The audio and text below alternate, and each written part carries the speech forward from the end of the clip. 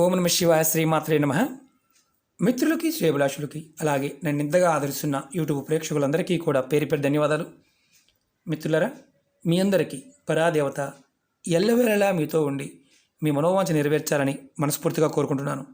ఈరోజు మనం యాలకులతో కోరుకున్న వారిని మీకు అనుకూలంగా మార్చుకునే ఉపాయం చెప్తాను. ఇది తంత్రంలో గుప్తమైన ఉపాయం. పూర్వంలో దీన్ని విరివిరిగా ఉపయోగించేవారు. ఈ ఉపాయాన్ని ఎలా చేయాలి, ఏ విధంగా చేయాలి, ఏ పదార్థం కావాలి మీకు పూర్తిగా ఎక్స్ప్లెయిన్ చేస్తాను. ఎవరు చేయాలి, ఎందుకు చేయాలో కూడా చెప్తాను.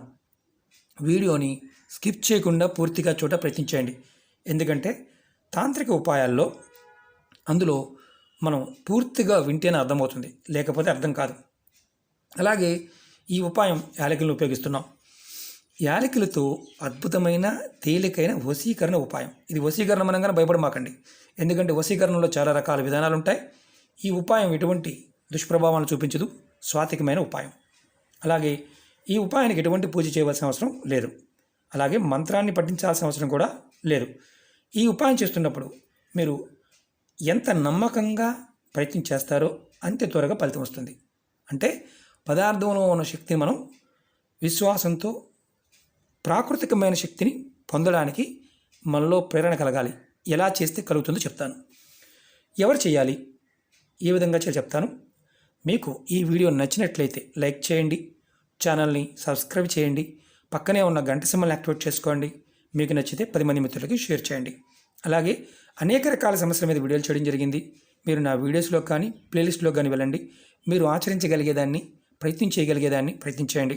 అవకాశం లేకపోయినా, పదార్థం దొరకకపోయినా, సమయం చిక్కకపోయినా పొరపాటున ప్రయత్నం చేయవద్దు. ఇది నా హంబుల్ రిక్వెస్ట్. ఎందుకంటే తాంత్రిక ఉపాయాలు, ఈ ఉపాయాల్లో సమయము, పదార్థము చాలా ఇంపార్టెంట్ కాబట్టి. అలా కాకుండా మీరు చాలామంది నాకు మెయిల్స్లోనూ కామెంట్స్లోనూ రెగ్యులర్గా అడుగుతున్నారు, గురువుగారు మీరు పెట్టిన తర్వాత వేరే ఛానల్లో చూస్తున్నాము, వారు మోడిఫై చేసి చెప్తున్నారు, అలా చేయవచ్చా? ఒకటే గుర్తుంచుకోండి, అది కాపీ అని మీకు తెలుసు, దాన్ని వారు చెప్పుకున్నారని మీకు తెలుసు. ఇందులో ఏమాత్రం చిన్న తేడా వచ్చినా దుష్ప్రభావాలు ఉంటాయి. చెప్పిన విధానం, పదార్థము, సమయము ఇవి చాలా చాలా ఇంపార్టెంట్. ఎందుకంటే మీకు వీలు కాకపోతే చేయవద్దని చెప్తుంటాను నేను. అలాగే మీరు వేరే వాళ్ళు ఇదే వీడియోని కాపీ చేసి చెప్పారు గురువుగారు అలా చేయవచ్చు అని అడుగుతున్నారంటే మీరు కావాలని అడుగుతున్నారని అర్థం. ఇప్పుడు గుర్తుంచుకోండి, ఉపాయాన్ని ఎప్పుడూ కూడా నేను మీకు చేసి ఎందుకు చూపిస్తున్నాను అనుకున్నారు, పదార్థంతో. అలా చేయకపోతే ప్రమాదానికి హేతు అవుతుందనే ఉద్దేశంతోనే. అంతేగాని సరదాగా చెప్పాలని మీకు అలా టపటపా చెప్పేసి మనం ఏమంటాం, టిక్టాక్ వీడియోలాగా 2 నిమిషాలు చెప్పేసి పక్కన పడేయచ్చు. ఎందుకంటే ఇది వీడియో కోసం కాదు, ఇది ప్రయోగము. దీనిలో అద్భుతమైన శక్తి దాగి ఉంటుంది. మిస్యూజ్ చేస్తే హేతు, అంటే ఒక రకంగా చెప్పాలంటే మనం దాన్ని సరదా కోసం చేస్తే ప్రమాదానికి హేతు అవుతుందని పదే పదే చెప్తుంటాను. ఇది గుర్తుంచుకోండి. కాబట్టి మీరు ఎంకరేజ్ చేయాల్సింది ఏది, మనం వీడియోని పూర్తిగా చూస్తే అర్థమవుతుంది. అంతేగాని టైంపాస్ కోసమో లేకపోతే ఇంకో దానికోసం చేసే వీడియోలు కాదని గుర్తుంచుకోండి. అందుకే చెప్తుంటాను, మీకు ఇష్టం లేకపోతే చూడవద్దని కూడా చెప్తుంటాను, ప్రయత్నం చేయవద్దని కూడా చెప్తుంటాను. ఎందుకంటే ఇందులో ఆ శక్తి దాగి ఉంది కాబట్టి. లేకపోతే మీకు 2 మినిట్స్లో టకటకా చెప్పేసి సరదాగా పక్కన పడేయచ్చు. ఇది వీడియోలు యూట్యూబ్ కోసం చేసేవి కాదు. ఇవి మన పూర్వీకులు చెప్పిన వాటిని మీకు నేను ప్రయత్నపూర్వకంగా, ప్రయోగపూర్వకంగా చేసి చూపిస్తున్నాను. అది గుర్తుంచుకోండి. మీకు అనుమానం ఉన్నా, చేయలేమనుకున్నా ప్రయత్నం చేయవద్దు, ఇది గుర్తుంచుకోండి. అలాగే ఎవరో ఏదో చెప్పారు గురువుగారు, ఇదే వీడియోని వేరే రకంగా చెప్పారు, మళ్ళీ నన్ను అడగడం అనేది అది మీ మూర్ఖత్వానికి చేనం, అంతకన్నా ఏమీ లేదు. కారణం ఏంటంటే కాపీ చేసిన వాటిని మీరు చూడటమే ఒక బూతు, దాన్ని మళ్ళీ మనల్ని అడగడమే ఇంకొక పెద్ద బూతు. కాబట్టి నేను చెప్పిన విధానం మీకు పూర్తిగా అర్థమైతే, పదార్థము, సమయము మీకు అర్థమైతే ప్రయత్నం చేయండి, అర్థం కాకపోతే పొరపాటున చేయవద్దు, అది గుర్తుంచుకోండి. అంతేకాని కాపీలను కూడా ఎంకరేజ్ చేయవద్దు. ఎందుకంటే దానివల్ల మీరు నష్టపోతారు. తర్వాత ఈజీగా ఉంది కదా అని ఏదో యాడ్ చేశారు కదా అని చెప్తే అవ్వదు. ఎందుకంటే ఇవన్నీ శాస్త్రంలో ఉన్న విషయాన్ని మీకు పరిపూర్ణంగా పూర్తిగా ఎక్స్ప్లెయిన్ చేస్తున్నాను, అది గుర్తుంచుకోండి. ఇప్పుడు మనం ఈ ఉపాయాన్ని చేయాల్సింది ఎలా చేయాలి, ఏ విధంగా చేయాలి మీకు చెప్తాను. ఇది కోరుకున్నవారు, అంటే మీరు అనుకూలంగా మార్చుకోవచ్చు అని చెప్పాను. అందులో ఎవరు వస్తారు, భార్యాభర్తలు. అంటే భార్యాభర్తలు గొడవలు అయ్యి దూరంగా ఉంటున్నారు, మీ భర్త, మీ భార్య మీ దగ్గరికి రావడానికి ఈ ఉపాయం చేయవచ్చు. అలాగే భార్యాభర్తలు ఒక ఇంట్లోనే ఉంటున్నారు, ఒకరంటే ఒకరికి పడడం లేదు, ప్రతిరోజు కొట్టుకోవడం, తిట్టుకోవడం, మూడో వ్యక్తి పంచాయతీ చేయడం లాంటి జరుగుతున్నాయి. అలా మీ భర్త కానీ మీ భార్య కానీ వాళ్ళ మనసు మారి మీకు అనుకూలంగా మారడానికి చేయవచ్చు. అలాగే ప్రేమికుల మధ్య మనస్పర్ధల కారణంగా దూరంగా ఉన్నారు, అంటే విడిపోయారు, ప్రేమించుకున్నారు, పెళ్లి చేసుకోవాలనుకున్నారు, మనస్పర్ధలు రావడం వల్ల విడిపోయారు. అలా ప్రేమించిన వ్యక్తి మీతో మాట్లాడడానికి, మీ దగ్గర రావడానికి ఈ ఉపాయం చేయవచ్చు.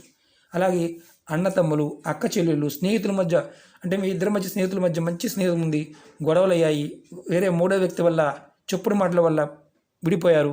అలాంటి సందర్భంలో కూడా స్నేహితుల కోసం కూడా చేయవచ్చు. అలాగే అత్తా కోడళ్ళ కోసం చేయవచ్చు. అలాగే మీ పిల్లలకి మీకు మధ్య గొడవలు వచ్చాయి, మనస్పర్ధలు వచ్చాయి, వారి ఆ మనస్పర్ధలు తొలగి మీకు అనుకూలంగా మారడానికి ఈ ఉపాయం చేయవచ్చు. పదార్థం తేలికైందే, ఫలితం రావడానికి ప్రయత్నపూర్వకంగా పనిచేయాలి.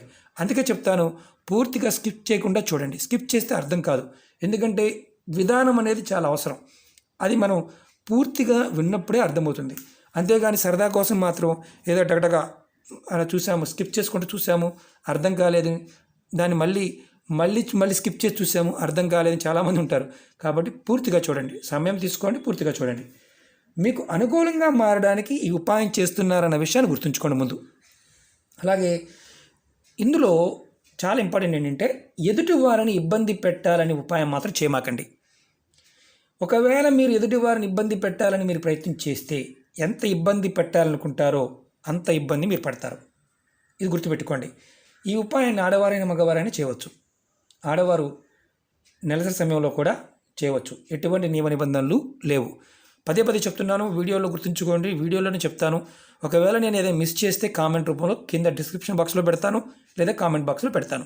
ఇది గుర్తుంచుకోండి, ఎటువంటి నియమ నిబంధనలు లేవు. అలాగే ఈ ఉపాయాన్ని ఎప్పుడు చేయాలి? మంగళవారం ఉదయం నుండి రాత్రి పడుకునేలోపు ఎప్పుడైనా చేయవచ్చు. మళ్ళీ చెప్తున్నాను, మంగళవారం ఉదయం నుండి రాత్రి పడుకునేలోపు ఎప్పుడైనా చేయవచ్చు. దీనికి నేను తిథులు, వారాలు, నక్షత్రాలు ఏం చెప్పడం లేదు. మళ్ళీ గుర్తుంచుకోండి, తిథులు, వారాలు, నక్షత్రాలు చెప్పడం లేదు. ఓన్లీ మంగళవారం రోజు మాత్రమే చెప్తున్నాను, అది గుర్తుంచుకోవాల్సింది. అలాగే ఈ ఉపాయానికి కావాల్సింది యాలకులు, కర్పూరం.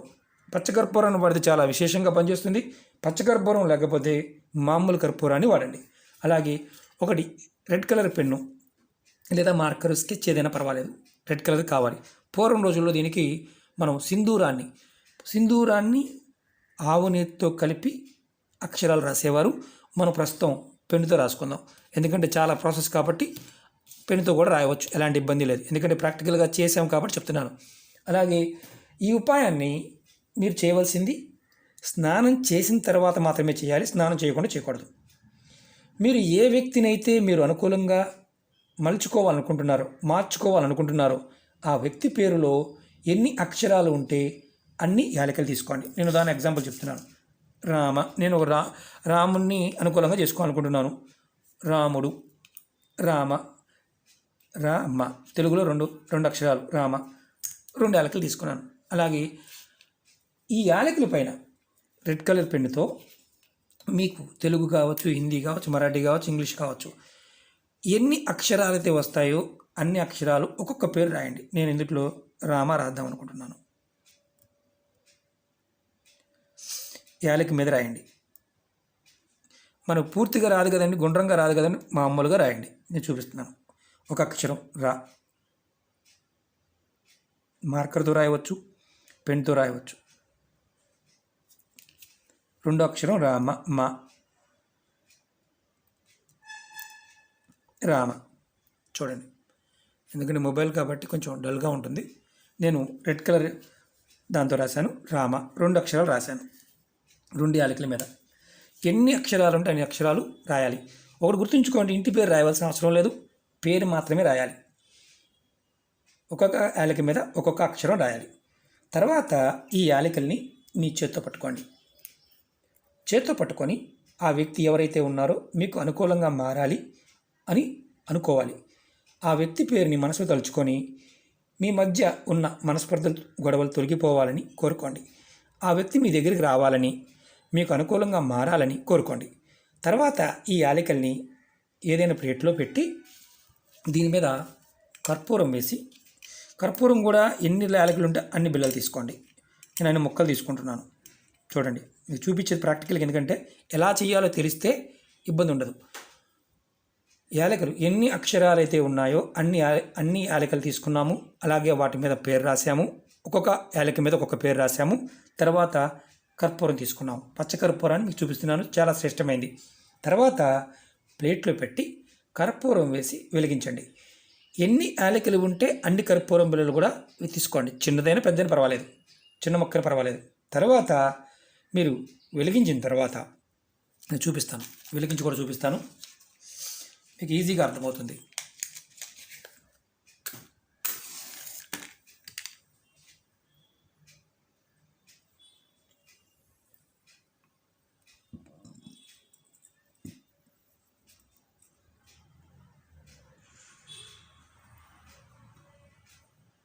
మళ్ళీ వెలిగిస్తాను. గాలి ఉంది.